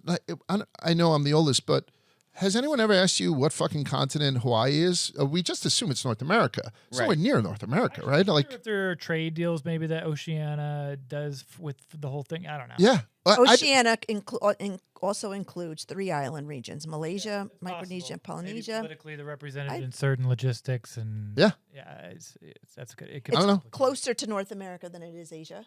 Okay, so Hawaii is North America. You know what? You got to find a Hawaii. I'm saying Hawaii is Oceania. We'll see. We'll look it up afterwards, and we'll see who's right. Well, yeah, I don't know. Hawaiian, what they consider. No, I don't. I don't want to ask Hawaiian. What? Andy touched on this before, but Napoleon wasn't really short. Through a modern lens in the United States, short is considered below 5'4". I'd probably go up a little higher. I don't know. What do you consider short for a man? For a guy? For a guy. Below 5'5"? Wait, 5'5", average I so thought would was think 5'10", 6, right? Something like 6. But to be considered short, like, I mean, not under average. Like, well, that's 5'5". No, if you're under 5'5". 5'5". I'm 5'5". I think if a guy were smaller than me, I would think he was short. It said that it's 5'4" is what it's considered by most Americans. I don't have a horse in this race because I'm so tall. I kind of consider most people just kind of regular size. There's no differentiation to me. You know, like I don't know who's the shortest person I know other than Za. Like, you know what I mean? No, like outside of that, Za is like, but that's a different distinction, dwarf and whatnot. But Napoleon. Manoli. Manoli's also a short guy. She's a short man. Yeah, so he's probably under 5'4". Right. Oh. Napoleon. I don't think 5'5"? Manoli's under 5'5". 5'5". I'd say. How he's tall is 5'5". Manoli? Crazy I'd say he's short. 5'5". No, he's Yeah. 5'8". We're going to get to the bottom of this. Manoli is not How tall are 5'8". you? Wait, I got to think of a 5'9". picture of Yeah. Manoli. So that's right. That's what I would have guessed 5'10", 5'9". So what? I would have Manoli's thought Manoli 5'5". was like 5'7". 5'5". I'd say 5'5". I'm short. going to say 5'7" because he's. I think he's taller than me. No. That's Oh, he. really? No. I don't know. All right, but it's somewhere in there. How It's tall not is Nate? 5'4". It's not 5'4" or below. That's women. How tall is Nate? I'd say 5'7", 5'8". Yeah, exactly. Okay. Because he's like The average man in France at the time of Napoleon was around 5'5". Napoleon was 5'7". Napoleon just wasn't short. There was a cartoonist, a British cartoonist, his name is James Gilray, who started the cartoon depicting Napoleon as being around only 5'2". Napoleon would later say that cartoonist did more than all the armies of Europe did to bring me down. So, just little things like that. And maybe it's just kind of cool to say Napoleonic complex. We named a complex after him. The guy wasn't that fucking short. Unless the guy who said it was 6'6". Yeah, maybe. You know what I mean? Like, oh, you're I think he did it just to, like, kind of, you know, how cartoons tend to do stuff, particularly politically based cartoons. Did you just shoot a text to Manoli? No, no. I saw that. I'm waiting for the answer. I thought the exact same thing. I should, right?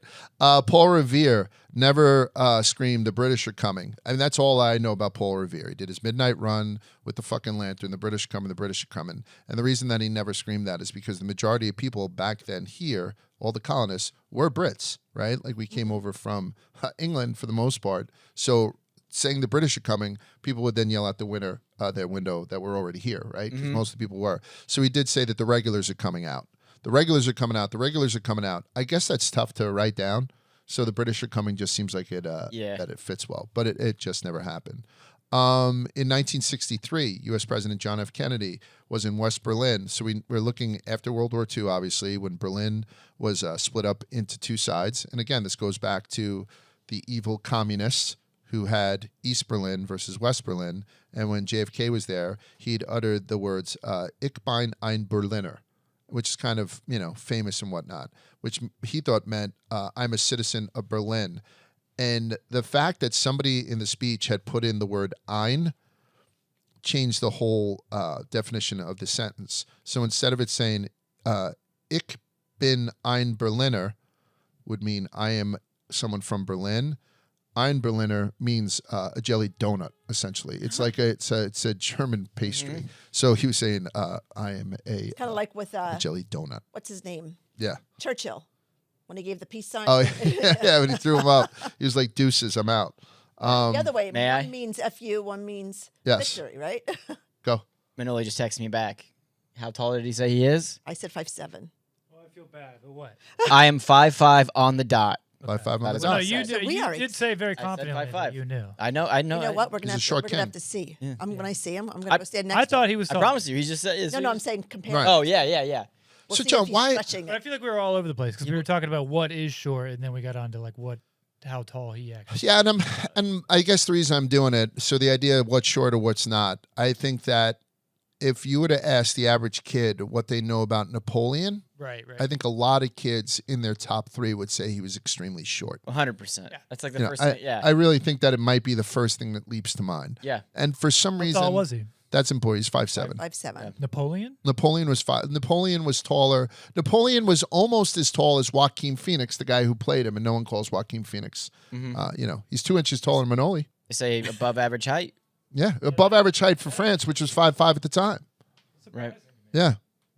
Rosa Parks, John. Let me ask you what. So the Rosa Parks story that everybody knows, right? She's 5'2" in French units. No, he's not. No, he was. No, he was not. It says that. No. John's the best. What is a French? Come on. Is that the metric system? Measurement system. Yeah. He's a short. He's really short. He's 5. Nominally, he's 5. He's 5'2" French inches. But so why would they change the Rosa Parks story? This infuriates me. So Rosa Parks was sitting in the front of the bus. They asked her to go back to the back of the bus where black people were supposed to sit and white people. And that's not true. Rosa Parks was in the back of the bus, but she was in that first row.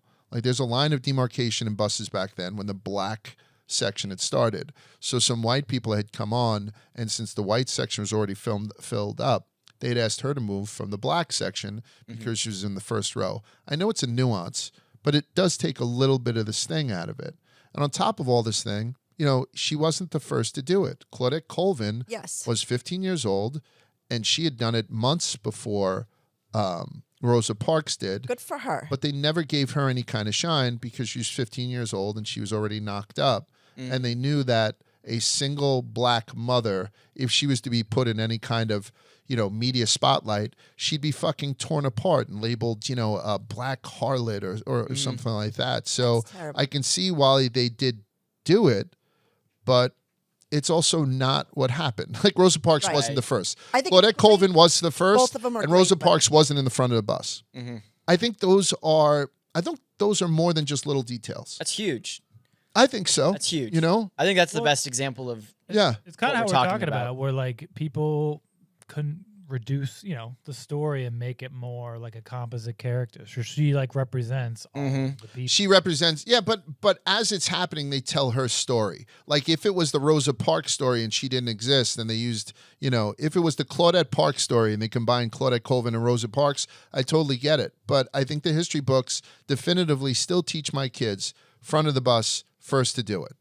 Middle of the bus, second to do it, is all that I'm saying. You know what I mean? And I don't know why. I just think that matters. When Jamestown was in 1978, right? We all know about the Jamestown massacre. Right. And it spawned the phrase that everybody knows, don't drink the Kool-Aid. Right. Or he's really drinking the Kool-Aid. I don't know how Kool-Aid made it through that. I don't know if they launched anything to do it, but it wasn't Kool-Aid. It was Flavor Aid. It was a different brand. It was a knockoff brand.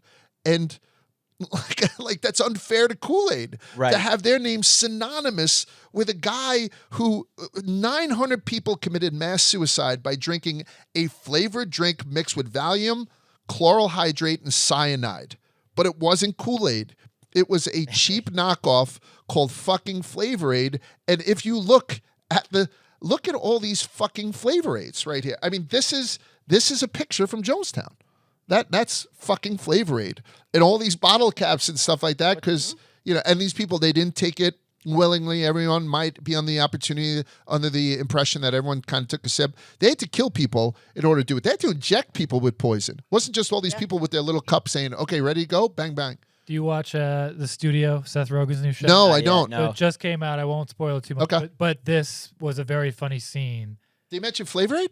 Oh, this whole thing was a big plot point, very early in the season. So it's pretty funny too what happens. All right, I'll check it. Martin Scorsese's involved. It's very funny. The Wikipedia page for Flavor Aid is just the Jonestown Massacre. Yes, like it doesn't even have its own. Right. It doesn't have a mascot. I googled Flavor Aid mascot at first. Yeah. It was Jim Jones. Right. Yeah. You're dead. I know it's mythology, but even in Greek mythology, I think everyone knows of Pandora's box, and it was just the way that they it was mistranslated. So from Greek, and it's actually Pandora's jar, which makes a hell of a lot more sense. Like Pandora, if you look at the picture I have with Pandora holding Pandora's box, she's holding a jar. There weren't a lot of fucking corrugated cardboard boxes back then. And I know they're not talking about that, but there weren't a lot of squared off boxes. They had jars, earthenware jars all over them. Why the fuck don't we turn it just to Pandora's jar? We know that's what it was. We know that that's probably a more recognizable thing than, oh, I just opened Pandora's box. It has... oh, he's drinking the Kool-Aid. And both of them are absolute bullshit. Or not absolute bullshit, but they are definitely incorrect. Salem witch trials. Not one person was burned at the stake during the Salem witch trials. I thought they were burning witches like you fucking read about. I thought they were doing that. Yeah, this is shocking. I really thought they were doing that. No one was burned during the Massachusetts Bay Colony witch scare in 1692. In Europe, convicted witches were sometimes burned, but in England, they were hanged, and that's the tradition the colonists followed after a group of young girls started having fits that the doctors blamed on supernatural afflictions. In all, almost 200 people were accused of being witches. 19 were convicted and hanged. 19. And they were hanged. One person was crushed to death under stones. He was crushed. Okay. And another myth about the Salem witch trials is that all the accused were women. I said he was crushed to death by stones. 5 of those executed, including this elderly farmer who was pressed to death under stones, were men. So the Salem witch trials, which I think if I went up to anybody in the street and I said, how many people were burned at the stake at the Salem witch trials? They would say, I don't know, 100? So what None is were. This historical event confused with? Who got burned? I don't know. Oh, so they burned witches in Europe. Okay. In England, they hanged witches. So when we found witches over here, we hanged them. Right. But somewhere along the line, M. Night Shyamalan started burning witches at the fucking post for a movie, and now everybody thinks that... I would think that most people would say 50 to 100 witches were burned at the stake during the Salem witch trials. Yeah. I'm here to tell you that none of them were burned at the stake, and in toto, there was 19 people killed, and 5 of those people were fucking men. One of them was an old school farmer who got crushed under stones. The rest of them strung up by the neck. That's news to me. Same. And I'm 50 fucking whatever. Yeah. You know? Toilets don't flush a different way in Australia. Stop fucking saying it. There's a Coriolis effect. Everyone knows it, and it's for like hurricanes and shit. Weather patterns move in a different way in a different hemisphere. Your toilet is not affected. Some toilets in Australia, the flusher spits out in the opposite direction, so it causes it to go counterclockwise versus clockwise. But who gives a fuck? Stop saying it's because of this stupid effect, because it's just not true. Right. You know what I mean? If the Coriolis effect was so precise that it was to affect toilets, maybe it would affect the way that you stir your fucking coffee. It's just not true, and I've always been told that. I think the fact that Columbus didn't discover the Americas is well known, right? It was Leif Erikson so many years before that. Columbus, they're trying to get Columbus out of history books to begin with, right? They're changing Columbus Day and taking down his statues. The headline it seems to have the stopped. opposite, right? They're, Yeah. Every news outlet's like, we're bringing Columbus back. Yeah. Well, Leif Erikson, the Viking, was here 500 years before Columbus was. Yeah. And obviously, if you do read your history books, you know that Columbus never really, I mean, he got to the Bahamas, Hispaniola, that type of shit, a bit of Central and South America. It's not like Columbus landed in New York. Like, you know what I'm saying? Right. And then walked across and put his fucking feet in the Pacific. I remember you know? at some point everybody gave up on Columbus and they were like, all right, fuck it. If you guys want to take him down, take him down. Then they found like all the wild like Dantes who were just like, nope. Yeah. Like, we're here for Columbus. Yeah, yeah. Oh, the Italians. Like, yes. do. There were these guys at Plaza. There's like a Columbus statue in South Philly, and they were there with like crowbars ready to like defend it. So they found the people that were like, oh, yeah. No way. Yeah. Happy Columbus Day. Dante was down there. And listen, I'm not a big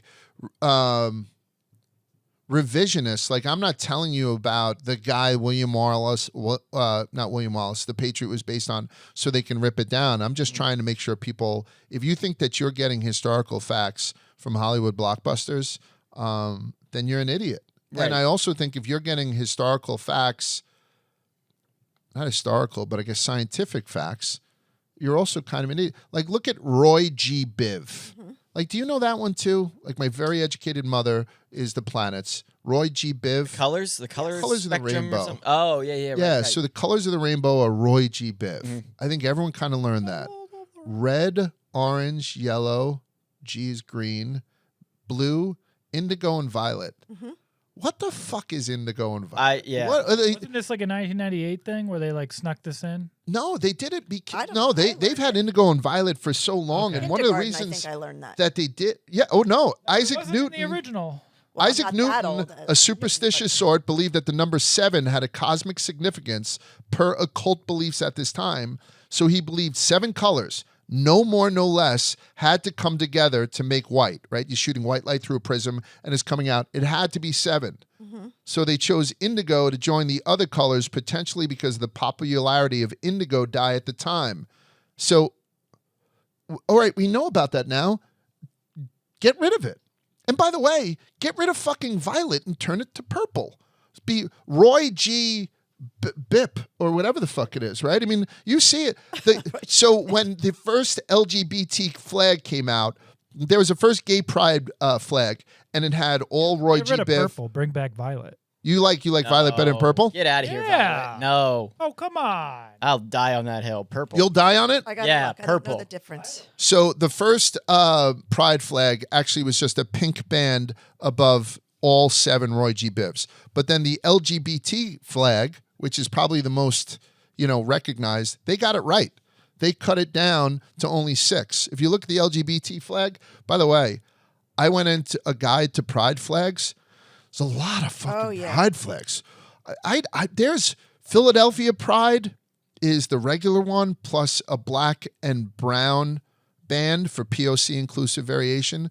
Progressive Pride, intersex inclusive. Polyamory Pride has a big fucking pie symbol, the old pie symbol. Yes, that threw me off. I've moved on. I'm looking at the BDSM rights, the leather pride. Oh yeah, the rubber pride. The rubber pride one is fucking. It looks like the side of the A-Team van. Yeah, there's so fucking many. But my demi boy pride, drag pride. Listen, I'm not making fun of it. I don't give a shit about it either way. But I'm saying that if you do decide to look up the LGBT, the original pride flag, the umbrella pride flag. I think it's the first time that somebody said, you know what? Fuck indigo. And I am an ally. I should get the ally flag for this, which is that one right here. The straight ally. Ally flag. A1 going through it. Looking, yeah. It's pretty fucking cool. So, yeah, so the LGBT pride flag was the first one that ever got it right and said whatever. And what I'd like to do is to have everyone stop teaching their kids that there's something that exists called indigo and just go either purple or violet, whether you're Team Vibs. I'm Team Purple. Whose last name starts with a V. No. You're against Violet. I'm purple. I'm purple. And John's Violet. I'm purple all the way. You're turning purple. Violet. You're purple. You're purple. I'm Violet, and John's Violet. So the purple heart emoji is called Violet, even though it's purple. Really? It's not Violet. It's purple. All right. So they say. I really don't. Purple drink. I don't really see. Purple drink. And again, I mentioned Pocahontas to kids before. I before E except after C or sounded as A, neighbor away, is a fucking terrible rule of thumb.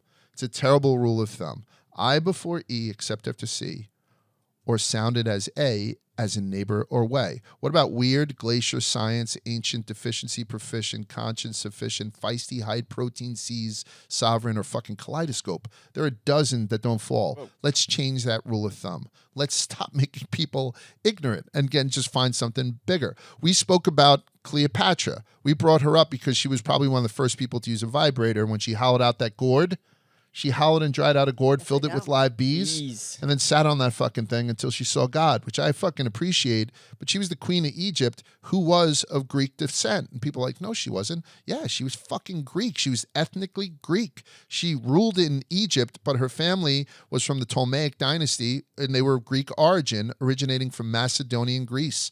They established a Greek-speaking dynasty in Egypt after Alexander the Great's death. So it was Greek people who then moved over to Egypt, and then she had rose in the ranks. She was born in Egypt to become the eventual queen of Egypt. Due to inbreeding amongst her ancestors, the Ptolemites, which I had said, Cleopatra had only 2 pairs of great-grandparents. I think everybody else has 8. I looked up her family tree. It's a fucking broomstick. If you go back in Cleopatra to Ptolemy the 5th and Cleopatra the 1st, they had 3 kids, 2 boys and a girl. The boy and the girl wound up having a kid together. Yeah. Creepy. And that kid that they had, the daughter, was banged by their brother, Ptolemy the 8th. And then they had 4 kids. Again, 2 boys and 2 girls. And one of the boys had a kid with one of his sisters, and then had a kid with one of his other sisters. And the 4th one, the other brother who didn't bang one of his sisters, banged the daughter of his brother and sister. This is crazy how that is. And then after all that, those 2 that were kind of left over, inbred motherfuckers, gave birth to Cleopatra the 5th of Egypt. So Queen of Egypt, I get it, but she'd come from Greek ancestry. And it seems like people just take on, like Egypt was proud of her, so she becomes Egyptian. They say that Austria's greatest success is making everyone believe that Mozart was Austrian and Hitler was Germany. Like Hitler was born in Austria. Mozart was born in Salzburg before it became Austria. So technically that wasn't true. I know we have silly shit that kids believe. What does Adidas stand for?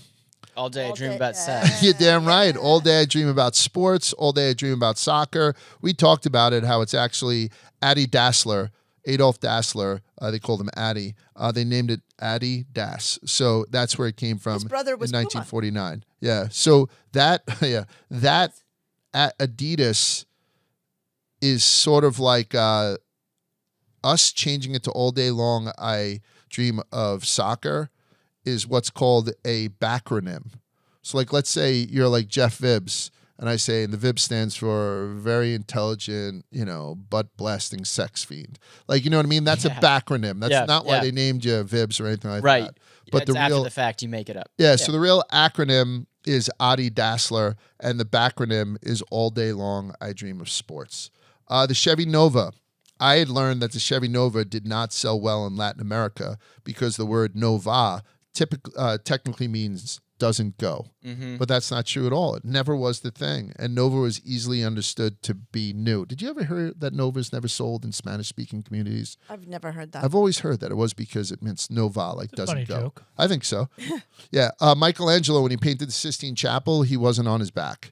Stop telling people that he built all these he built special scaffolds everywhere, but he painted like everybody else. He stood up and did it. There's all these things about him doing it. George Washington Carver did not invent peanut butter. It was filed, the patent was filed by John Harvey Kellogg in 1895. And peanut butter was used for centuries prior to that by the Incas. Carver did a bunch of stuff with peanuts and with pecans and with sweet potatoes, but he did not invent peanut butter. Hydrox. You ever have a Hydrox? Oh, yeah. I used to work at a comedy club, and in the milkshakes, we had Hydrox cookies that we'd put in there. People think that Hydrox are a flavor aid to Kool-Aid, right? Like a cheaper version that came along. Hydrox was the first to market as a sandwich cookie, but they never took off because the name sounds like a cleaning agent. 100%. Right? Like I would wash, my whites get white because of Hydrox. I don't know if I have much more. Oh, 420, which all the kids say. They think it's that LA penal law about possession. Yeah. There is no 420. Like I just read that 420 is actually Hitler's birthday. What's that? It's Hitler's birthday. Yeah, but people say that they smoke 420 for smoking weed, and it was made up by a bunch of kids at San Rafael High School who would just go out and smoke weed at 4:20 p.m. That's so funny. Yeah. You know, I always thought that the term WAP for an Italian was for without papers or without passport. Like that's where I thought WAP came from, but it came from the Latin word the Spanish used, guapo, which means thug. You know what I always thought it was? What? That was the name of what's his name? Son. Who's that? Jeez, was it Columbus's son? I always thought it was because Really? Columbus's son's name was, you know, something that was like something like that, and they just always associated it with that. I got to look now. Now, you just saying it reminded me of that. I get annoyed with all the false facts about Sacagawea. Oh, really? Like they're like, oh, she lived to be 100, and she had a kid with what's his name, Meriwether Lewis. None of that's true. She died at like 25. Really? And he was present at the kid's birth, so he always, like he said, he would look out for John Baptiste, but he was, you know, he said, I'll raise him for her, being that she died so young, and I'll educate him.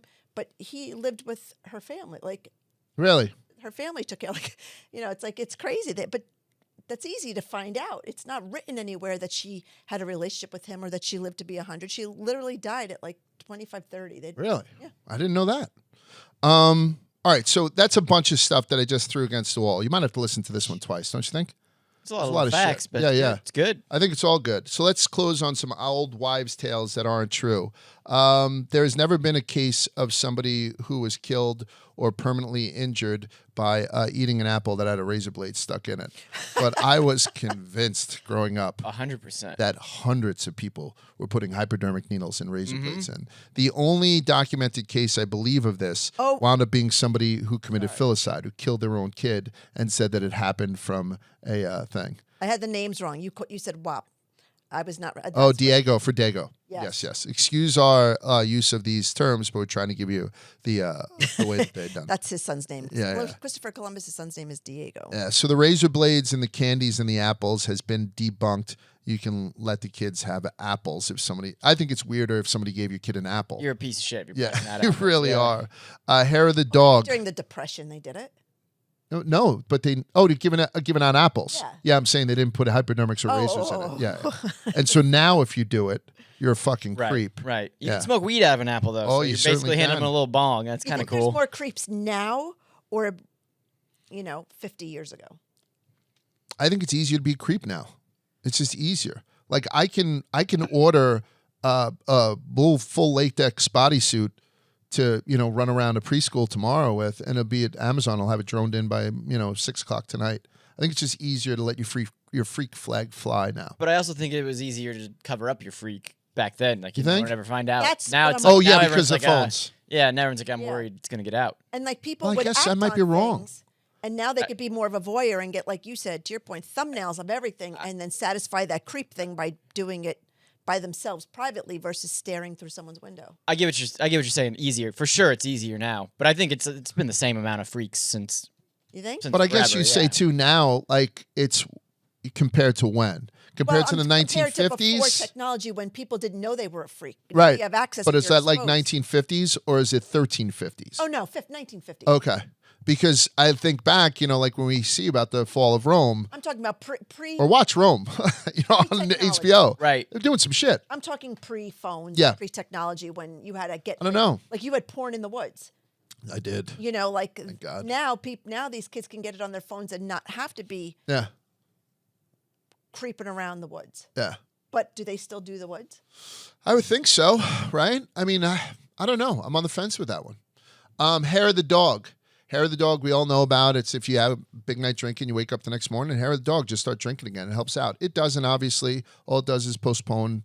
You just, I haven't had a hangover in 30 years because I've been drunk consistently. You know what I mean? Like there's nothing to say that. I didn't realize that hair of the dog had started because it used to be used as a cure for rabies. If you were bitten by a rabid dog, your rabies would be cured if you consumed a potion that contained some of the hair from the animal that had sunk its teeth into you, or if you placed some of that critter's fur inside the actual wound. So they thought that the hair of the dog sanitary was literal. So it didn't work whether you're using it as a potion, whether you're putting it into a wound, or whether you're just having a Bloody Mary the next day. It doesn't cure anything.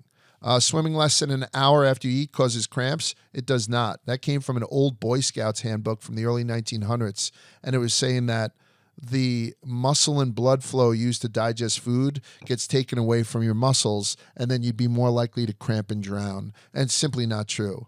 Carrots don't improve eyesight. This was a propaganda thing that we used in World War II. In an attempt to trick German Nazis into thinking the British had superior eyesight, the British Ministry of Information created a propaganda campaign that included a tidbit that eating a lot of carrots helped the British see in the dark, even during blackouts.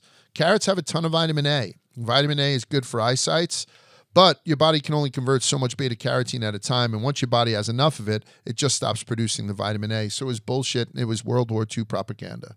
I think that's kind of cool. I like that one. That one's interesting. Yeah. That's kind of like Bugs Bunny created the myth that bunnies love carrots. Yep. But it's actually based off like a Clark Gable thing from a movie. Exactly. I don't know what movie it was. It happened one night. And now they constantly and rabbits are like, get the fuck away from me. I just want some leafy celery. Greens. Yeah, exactly. Lemmings don't do lemmings jumping off a cliff. They don't do that. Scenes of lemming suicides in the 1958 Disney documentary White Wilderness, which popularized the idea that lemmings will just follow each other off a cliff to their death. So when you become a lemming, you're just like this mindless follower of Dave, or something like that. That's where the term came from, and it's just not true. The lemmings in the film were actually purchased from Inuit children. They were transported to the filming location in Canada and repeatedly shoved off the cliff by the filmmakers to create the illusion of a mass suicide. That's no bueno in this day and age. No. But Disney killed a shitload of lemmings. The misconception itself is much older, dating back to at least the late 19th century, but the origins are uncertain. If you pull out a gray hair, 2 come back in its place. Only 1 hair can grow per follicle. It's not true. Cats don't have a natural urge to smother and suck the life out of babies. I'll never not believe that. Yeah, I wish they did because we are disagree anti-cat. with you. Yeah, eating a watermelon seed won't cause a watermelon to grow in your stomach, and gum doesn't stay in your system for 7 years. It's more like 7 days.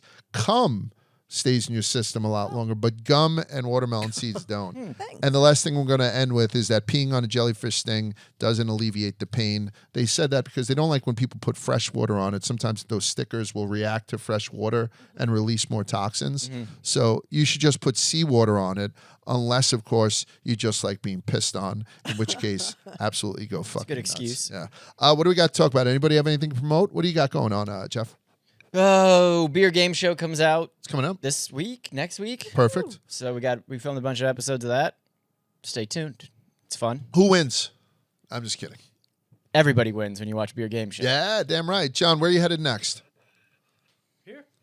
Is it? Okay, cool. Not doing anything? You know who's coming to, we got to go to Mexico City, I think in June for a NASCAR. They're doing a NASCAR race. Your guy's coming with us, the Wonton Don. Oh, hell yeah. Yeah. So I don't know exactly what that's going to be. I'm sure that's going to be a different experience than he would have had if it was just me and Spider. For sure. Absolutely. Yeah. Great food there. Great street food. Is it? I don't know. Like I've never to been to Mexico City, so to ask. yeah. So I'm looking forward to it. What do you I've expect heard some nightmares. Yeah. Yeah. No, I've heard only good things. Have you? Yeah. Denny Hamlin had driven down there like 18 years ago when the Xfinity Series was down there, and I believe he was held up at either knife point, and they brought him to an ATM and said, "Don't come out unless you have enough money." Denny Hamlin, driver of the 11 for Joe Gibbs Racing. Yeah. He went into an ATM, $1,500. He's able to get out in 5 lots of 300. Gave it to him. They were like, "That's enough. You can go back." Wow. So I'm staying in the fucking resort. Right. You know what I mean? Or whatever it is. But if you're with Donnie, you're not staying at the resort. Oh yeah, I know. You're That's going it. out there. I'm gonna have to fake a stomach bug or something. It's going to be May on Thursday, so I will be filming a new You Got a Sandwich of the Month. Oh, that's right. Yeah, so Sandwich of the Month will pop this week. You're a food guy. You got to chance it. Yeah, I know. I know. You got to try this. We had cons at a dry aging room last week. It was pretty cool. I have a cigar guy coming in on Friday, so I'm gonna do some cigar shit. Cigar, hell yeah. Yeah, but otherwise, that's it. So we appreciate you guys tuning in. We appreciate the letters and all that kind of stuff. It's always well received, and we'll see you guys next month on Twisted History.